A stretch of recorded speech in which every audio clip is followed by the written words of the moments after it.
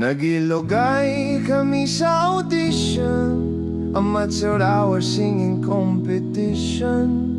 Contestant wala gyu'y piliyon, kay bisan og yabag pakantahon. Amateur hour among giapilan, ika-32 ako nga contestant. Babaeg, lalaki, bata ug tigulang, ilang gipaapil basta mo kanta lang. Usa, duha, tulo, upat, lima, unom, pito, walo, pulos na bagdingan. Kailang kanta, pulos lang sinugdanan, wa masayo dun saon nila paguman. Dihay batanon, gi-practice ang kanta, kayang na-memorize niya ang title ra. Aron dili gyud siya makalimot sa mga palad niya, gisulat ang letra. Ug sa dihang siya gitawag na, sa nervyos ang nawong kwerteng lus para busa ang kanta, usab mi kurba. Ang tingog niya murag tingog sa baka.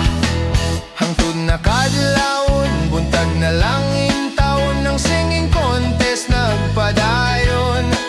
Kung kinsay mo daog, walalay na sayod, kayang mga judge nakatulog. Dihay babay, mi sayaw-sayaw pa, may boses nga yabag, murag buak nga lata. Gibagdingan na siya o kalima, apan wa manumbaling do giganahan pa. Unsaon duna may diferensya, katong babay di ay puwerteng bungola. Nasintonado hasta ang gitara, ang mga tao nagsigig pangatawa. Hangtod na kadlawon, buntag na langin taon ng singing contest nagpadayon. Kung kinsay mo daog, walalay na sayod, kayang mga judge nakatulog.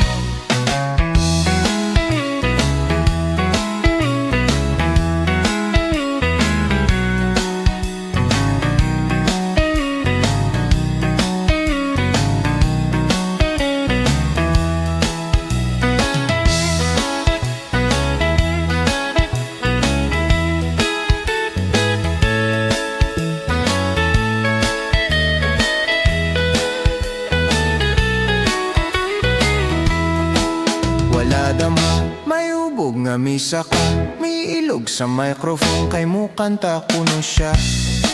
Sa entablado siya nasarasay, hantod na dasmagan ang gitarista. Gitarista, lagi nga laguta, gilambusan ang ubog sa iyang gitara. Nagalibwag kami og panagan, daghang nangahulog ug nangapiyang. Amateur hour puwerteng gubota, among premyo usab na